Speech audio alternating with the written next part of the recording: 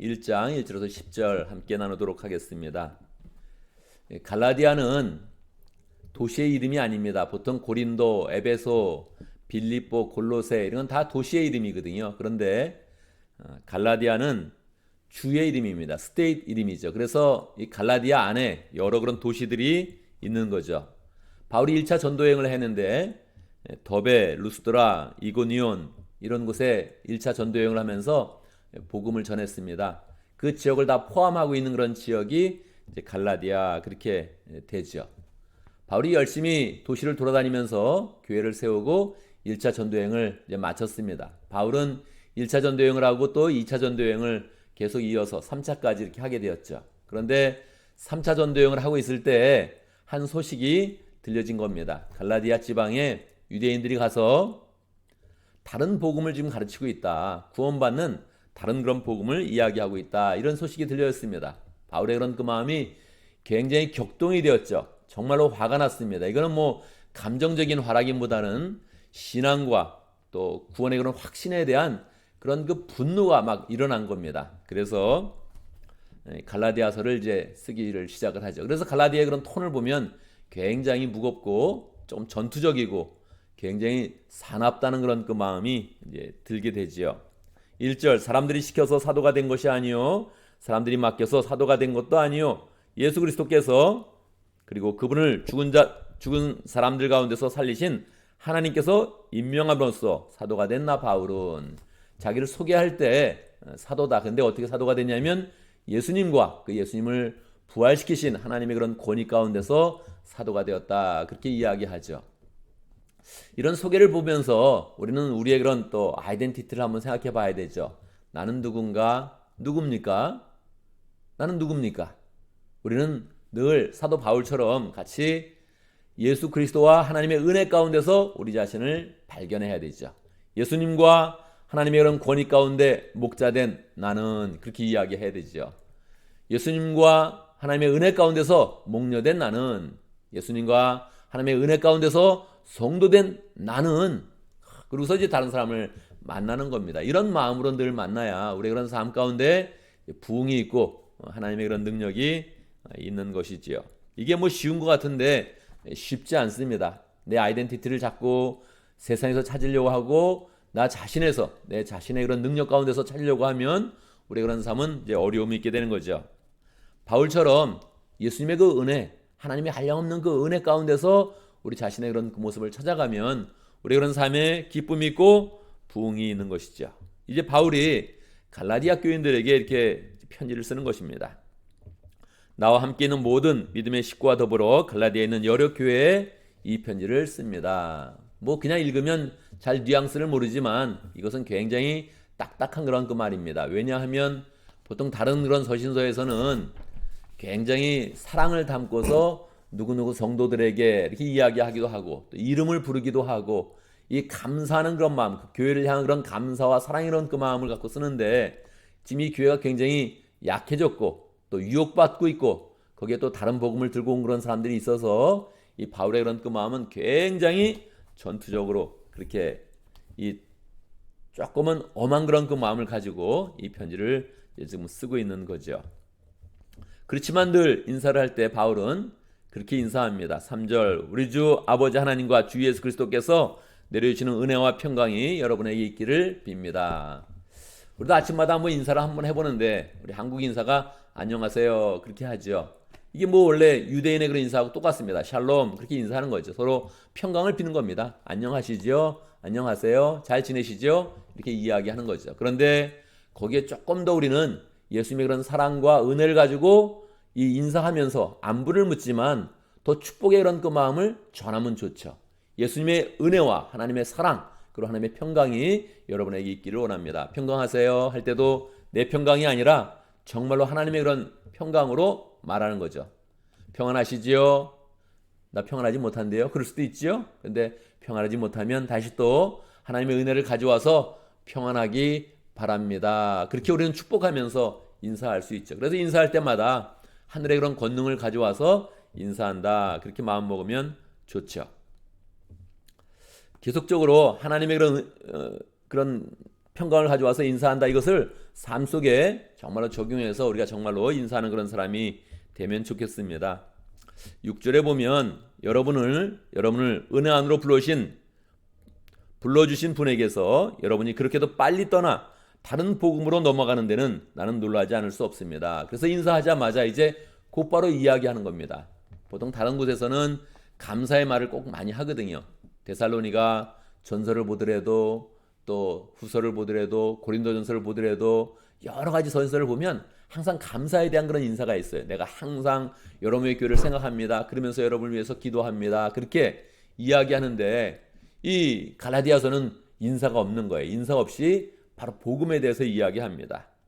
4절에서 복음에 대해서 이야기하고 그리고 바로 다른 복음이 없다 이렇게 선언을 하는 겁니다. 오늘 우리는 부흥을 위한 그런 기도를 하면서 우리의 마음 가운데 복음을 가져야겠다 이런 마음을 가지면 좋겠습니다. 여러분 우리의 그런 삶 가운데 복음은 무엇입니까? 복음은 기쁜 소식입니다. 우리의 그런 그 마음을 기쁘게 하는 그런 소식, 우리의 인생을 계속 기쁨으로 나가게 하는 그런 소식이 복음이죠. 지금 이 갈라디아 교회는 처음에 복음을 분명히 붙잡았는데 복음을 버리고 다른 복음을 지금 붙잡으려고 하고 있는 것입니다. 원래 복음은 무엇입니까? 4절이죠.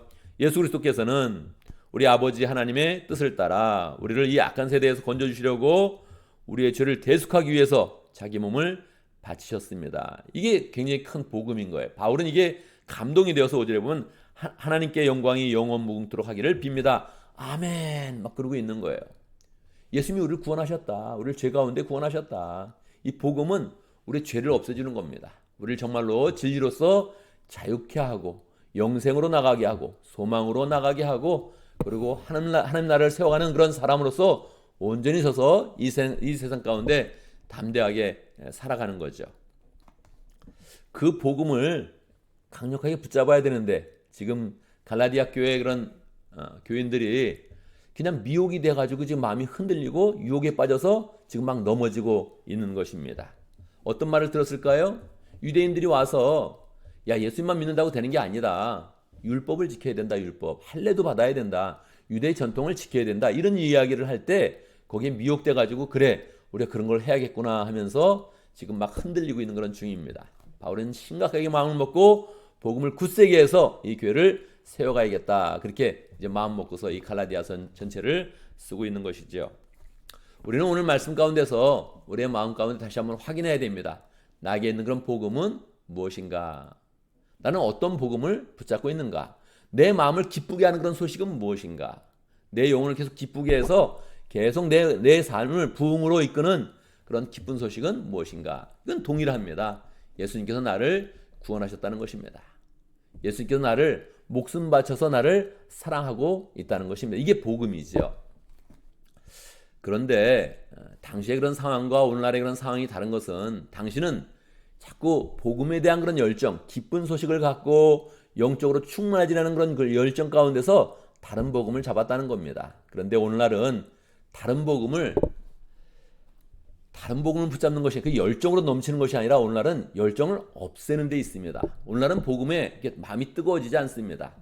오늘날은 세상이 뜨거워지고 성공에 뜨거워지고 나 자신에 뜨거워지는 그런 시대입니다. 시대적으로 우리는 다른 복음을 나 자신의 자존심을 붙잡고 세상으로 나가고 성공하겠다, 잘 살아보겠다 뭐 이러면서 나가는 게 오늘날의 그런 시대입니다. 그런데 정말로 그렇게 살면 어떻게 되는가?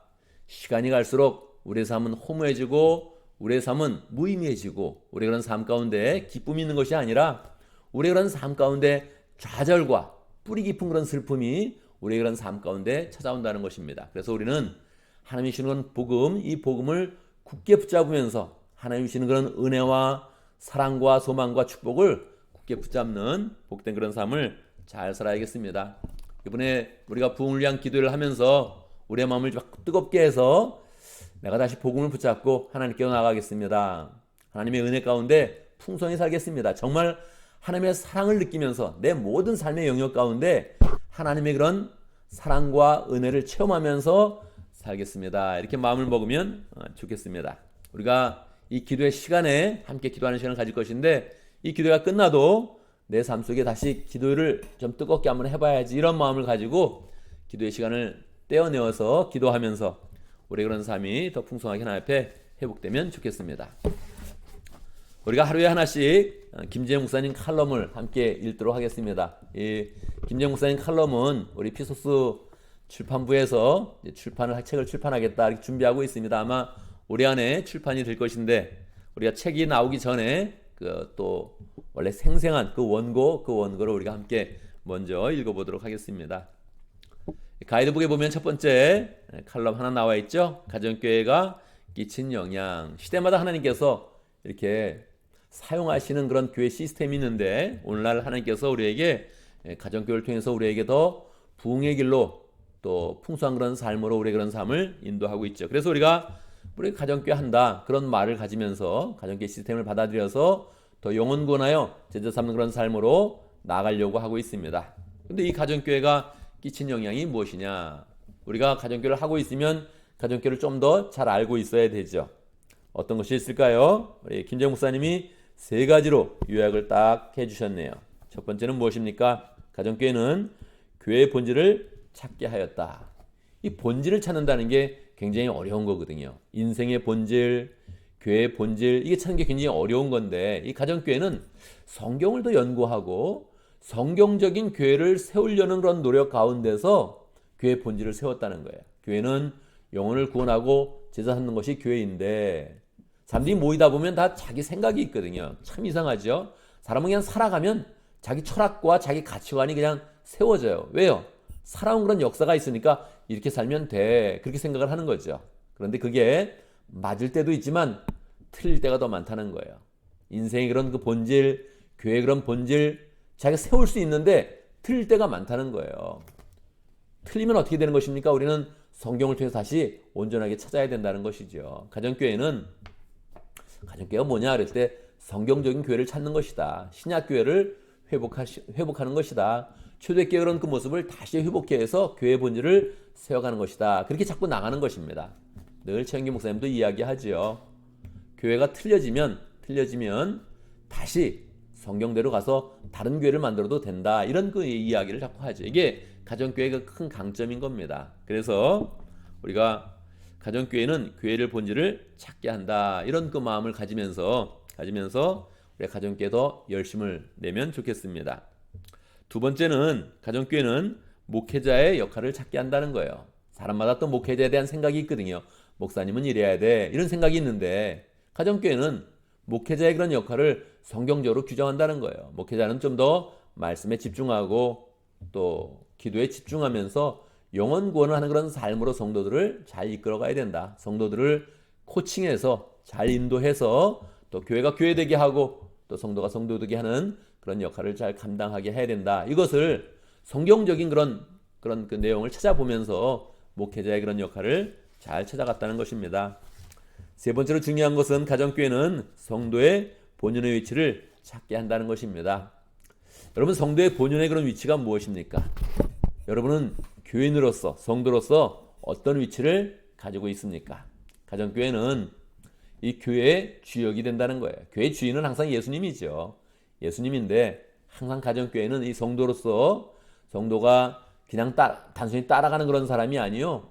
교회를 세우는 그런 주역으로서 하나님이 세워주신다는 것입니다. 그래서 우리 가정교회를 하면서 나는 교회의 주역이야. 교회를 세우는 주역이야. 내가 스스로만 하는 것이 아니고 하나님께서 나를 그렇게 세워주시고 또 하나님께서 나를 그렇게 인도하시면서 내 인생을 복되게 한다. 이런 그 마음을 가지면서 교회를 잘 이렇게 세워가면 좋겠습니다. 자, 이제 함께 기도할 때 우리가 두 가지를 하겠습니다. 두 번 기도하는데 한번 기도하고 이 기도의 은혜가 우리의 그런 그 마음 가운데 잘 채워지면서 또 오늘 하루 중에 또 기도하는 그런 시간이 있기를 바랍니다. 첫 번째는 우리에게 개인과 가정과 교회의 부흥을 주옵소서. 그렇게 기도하는데 첫 번째 기도할 때는 회개를 더불어서 기도합니다. 이번에 부흥을 위한 그런 기도를 하면서 우리가 두 번 기도하는데 계속 첫 번째 기도 제목은 항상 회개를 더불어서 기도하는 겁니다. 회개라는 게 무엇입니까? 나를 잘 돌아보면서 내가 하나님께로 다시 돌아가는 것이지요. 그래서 우리가 부흥을 생각해 보면 부흥하지 못하는 그런 삶이 있거든요. 우리의 개인과 가정과 교회 가운데 부흥되지 못하는 삶, 딱 부흥하기 싫은 그런 삶처럼 나타나는 그런 모습이 있거든요.